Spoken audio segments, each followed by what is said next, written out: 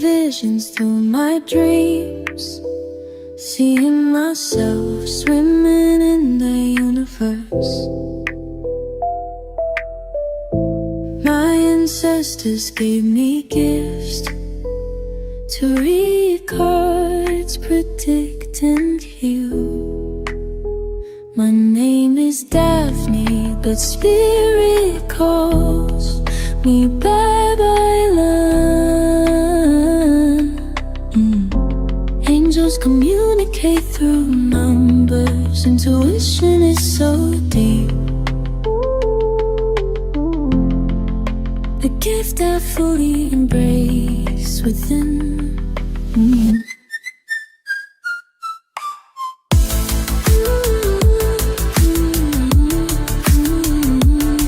Hi everyone! Tignan po natin ang mga nangyayari sa paligid-ligid.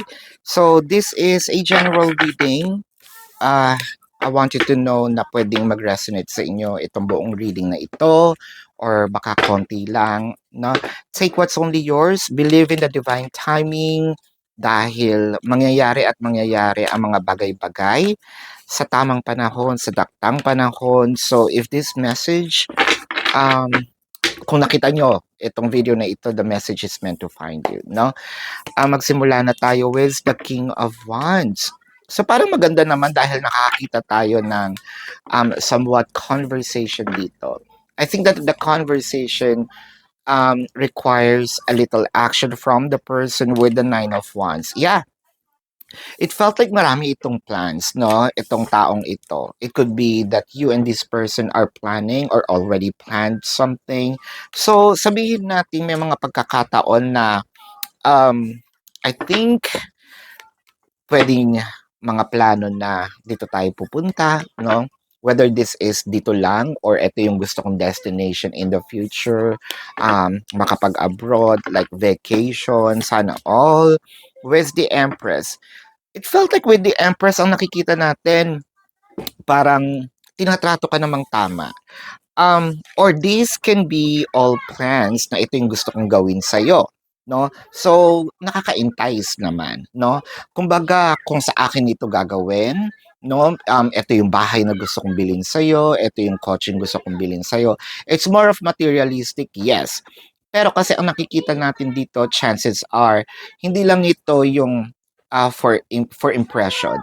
No, may mga pagkakataon dito na this is sinabi natin may pagkakataon dito na emotion, no, ang ating emotion yung pinanggagalingan nito. So parang gusto niya sabihin na gusto kong i-offer sa iyo to, no. I'm willing, kumbaga sa mga makakakata, no, ibibigay ko sa iyo ang buwan, ang mga bituin. So I am not sure kung this is a this is an indecent proposal, pero wala pa naman ako nakikita, no. Madumi lang talaga ang isip ko. Or this can be just someone else's feelings is more is very genuine with the person kasi parang ganun kita kamahal. Hopefully hindi ito ginagawa, ayan, magja-jump ako into conclusion ng parang binibili yung love, okay? But I don't know, let's see. No, wala pa naman yung ibang cards with the World card. So it kind of make me feel na this is, chances are pwedeng-pwede ito or pwedeng pumasok ito sa OFW na couple. So aalis ako ng ibang bansa with the World card. I need to travel.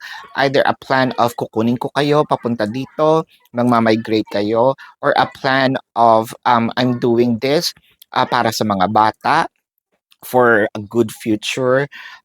Dito ko sila gustong makapag-aral, no? Or I am doing this para makapag-ipon, no? Para sa kasal natin, what have you, no? Or I'm doing this for my family. You know, kasi with the Nine of Wands, ang daming plans. This is not just, one checklist. Pwede itong ang haba-haba ng checklist at yun yung gusto kong gawin or ma-achieve. And wala namang problema for those people na maraming gustong ma-achieve sa buhay, no? Sa Pinas lang naman ang masama ang connotation sa sinasabi nating ambisyoso or ambisyosa. No? Sa ibang bansa, pag sinabi mong I'm ambitious, proud pa sila na I am ambitious. The reason being is because there's a lot of things that I need or I want to achieve. At hindi lang ako nagsisettle for less. I am doing everything that I can with my will and my power to achieve that. Kasi sa atin pag sinabing ambisyoso or ambisyosa, parang yabang, no? Sa ibang bansa kasi, this is my ambition. Yes, I am ambitious, no? And I am proud of that. So parang ganon. Hindi ito kayabangan, ha? With the Nine of Pentacles, I feel like someone is harvesting things, no? So parang nakukuha na nila yung mga bagay na dapat na nakukuha nila when it comes to money or abundance. So sabihin natin, napopromote, no? um, nag-i-increase yung sahod. It felt like meron din ito mga binibiling either pasalubong sa'yo or gustong ibigay sa'yo. This is somewhat pinag-iipunan nila. So, it doesn't matter kung gaano ito kalaki or kung gaano ito kamahal. One thing's for sure, dahil pinag-ipunan, hindi ito putyo-putyo, no? So, para sa kanila, malaking bagay ito. Para sa kanila, no?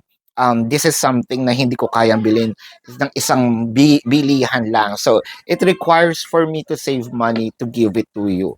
So, sabihin natin, yes, materialistic naman yung reading mo. Ito talaga yung lumalabas anong gagawin natin, no?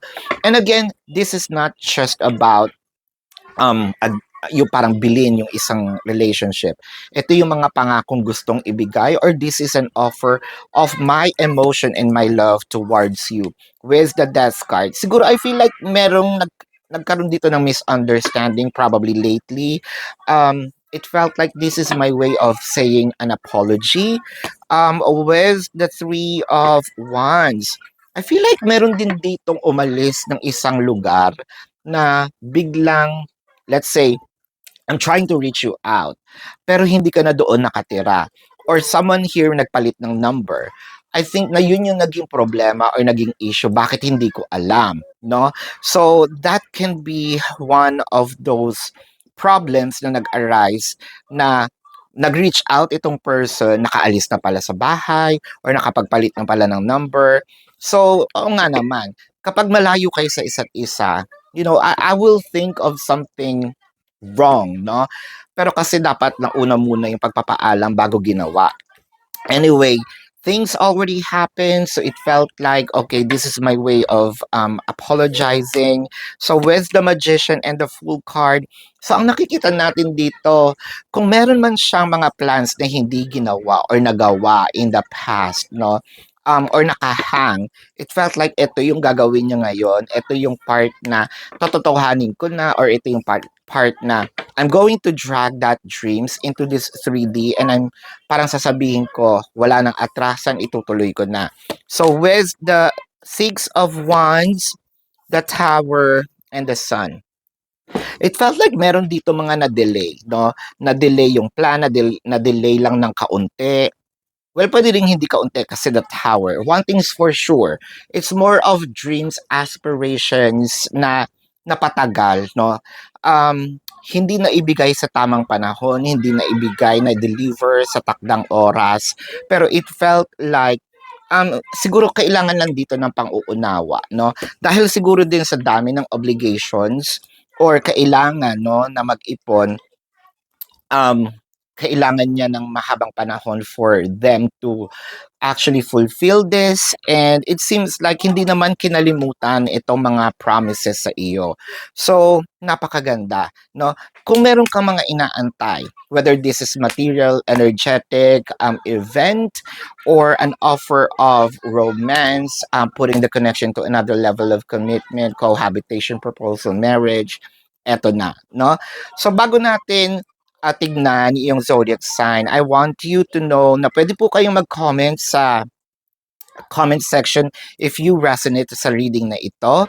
And kung meron kayong mga personal questions, sa description box ng video na ito, there is a link. Click the link, you will be routed to my website. Nandun po yung name, number, QR code, amount per questions. Take advantage of the 4 questions plus 1 kasi discounted po yun. And if you want to book a private reading, nandun din po siya. So tignan na natin ang zodiac sign. I am seeing Leo, I'm seeing Sagittarius, Aries is here, nabuo agad ang fire sign. Scorpio, I'm seeing Taurus, I'm seeing Aquarius, I'm seeing, yeah, Leo is very dominant, no? I am seeing Aquarius is here, Taurus, Scorpio is here. I'm seeing Virgo and Capricorn. So this is your reading. Maraming salamat. Love and light. Namaste. See you po sa susunod na readings. Goodbye. You want the